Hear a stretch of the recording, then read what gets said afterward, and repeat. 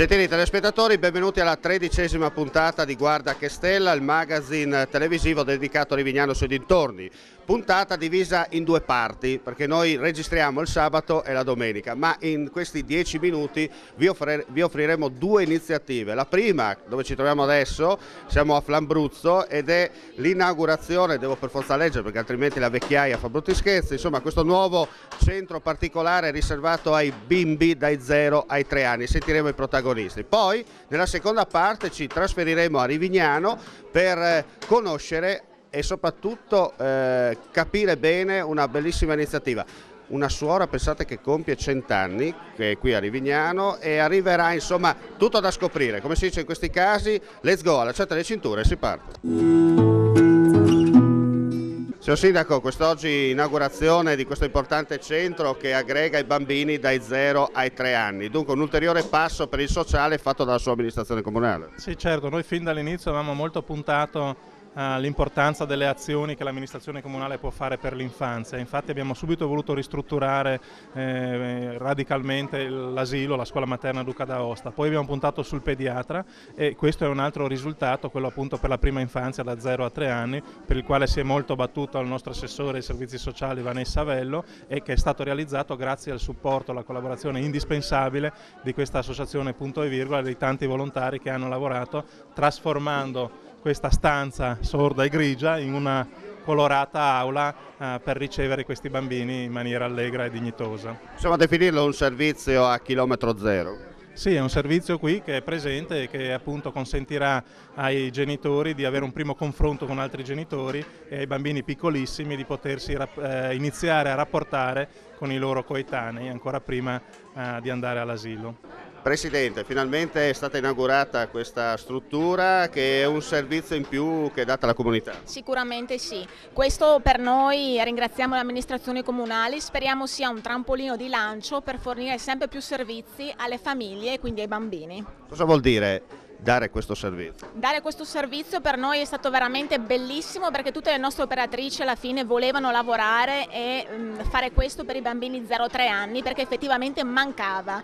Quindi speriamo insomma anche le famiglie accolgano il nostro sforzo perché è stato veramente dura riuscire a mettere in piedi tutto questo. Quindi possiamo dire la prima pietra del nuovo comune? Speriamo, dai, speriamo. Non si sa mai. Sì. Un piede nel passato ma con lo sguardo rivolto al futuro. Assolutamente sì, perché ci prefiggiamo veramente lo scopo di dare proprio molto servizio, quindi abbiamo noi cominciato col doposcuola, abbiamo già fatto i centri estivi per ognuno dei comuni, quest'anno appunto ampliamo ancora di più quello che è il nostro operato, insomma. Insomma, punto e virgola, ma soprattutto a capo e si inizia. Certo, sicuramente sì, grazie per l'augurio. Professore Vello, un altro tassello per quanto riguarda i servizi sociali aperti nel nuovo comune di Rivignano Teo. È un periodo molto fortunato, in effetti abbiamo iniziato l'anno scorso con la ristrutturazione dell'asilo, poi con l'apertura fortunatamente del polo per il pediatra di comunità, siamo andati molto avanti anche con il volontariato comunale e adesso finalmente partono altri servizi di tipo integrativo per la famiglia. È un periodo felice in effetti. Speriamo che continui. Assolutamente sì, anche perché sono le cose che contano di più, che migliorano la qualità della vita delle persone, delle nostre famiglie e delle nostre comunità. E da Flambruzzo ci siamo spostati a Rivignano per i festeggiamenti dedicati a Suor Maria che oggi compie, anzi li ha già compiuto a dire il vero, 100 anni. 100 anni, un secolo di vita, diciamo così, una vita tutta particolare per il prossimo. E allora andiamo a sentire i protagonisti. Don Brida, insomma una bellissima festa per onorare una persona che ha dato tanto e sta dando ancora a questa comunità.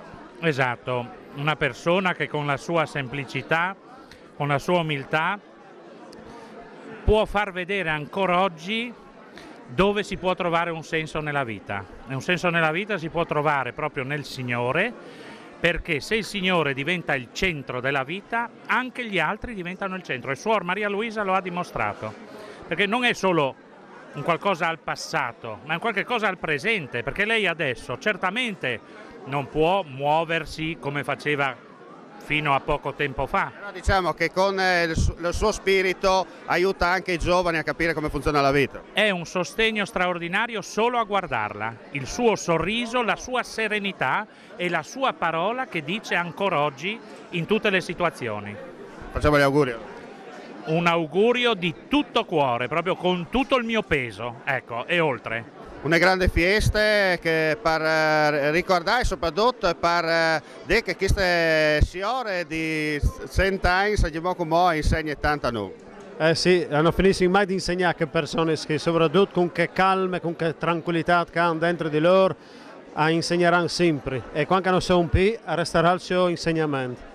Una giornata importante proprio per dire che la comunità è vicina a 360 gradi per riconoscenza tra i confronti di questa suor Maria che insomma anche con il suo spirito lo viene sottolineato, con il suo fa, dà un esempio ai giovani in particolare. Ma sì, si induce impegnati loro prima di tutto perché loro lo fanno proprio per istinto, per ispirazione, per vocazione, non sono di passato, ma loro resteranno sempre e si induce chiamati a lavorare per il benessere della nostra comunità, non amministrativamente ciacarante, loro per la cura degli animi, però quando funziona bene lì da Roma, se tutti si collaborano in braccetto, tutti stanno bene. Una bella giornata. Molto, sì, molto bella, è un'occasione veramente sentita da tutta la comunità, davvero, perché siamo molto affezionati a Suor Maria Luisa. Una piccolina ma veramente molto grande, molto vicina a tutti quanti. Cosa diciamo di questa giornata? Questa giornata è stata lungamente attesa, ricordo Suor Luisa quando veniva in casa di riposo a dire il rosario e si pensava di cosa facciamo per il 100° e se Dio vorrà e adesso siamo qui per volontà di Dio. Possiamo dire insomma una bella giornata? Sì, è una bella giornata, c'è il sole. Una bella giornata? No, stavamo appunto dicendo che non so se ci arriviamo, io certamente no, anche perché io ho deciso di morire a 84 anni. Ho fatto un contratto perché mi bastano, però vorrei arrivarci insomma, in forma come lei è arrivata ai 100 anni, mi basterebbe arrivare agli 84. Lei mi aveva chiesto di non essere intervistata, però io da semplice cronista di provincia è giusto che dia voce alle persone, cioè alle persone che lavorano. Va bene, allora stamattina già presto io sono andata a prelevare la suora Maria Luisa, mi sono emozionata. Dire ancora. Che è una felicità poter festeggiare questi 100 anni di questa suora che si trova a Rivignano e quindi la festa è dovuta. Termina qui, gentili telespettatori, la 13ª puntata di Guarda che Stella. Abbiamo parlato di bambini e di persone insomma, che ci aiutano, presenti vive, sia chiaro, che ci danno con la loro presenza e con il loro massimo splendore, insomma, ci insegnano qualcosa di importante nella vita di tutti i giorni. Come sempre un ringraziamento a tutti voi per l'ascolto, non resta che dire alla prossima.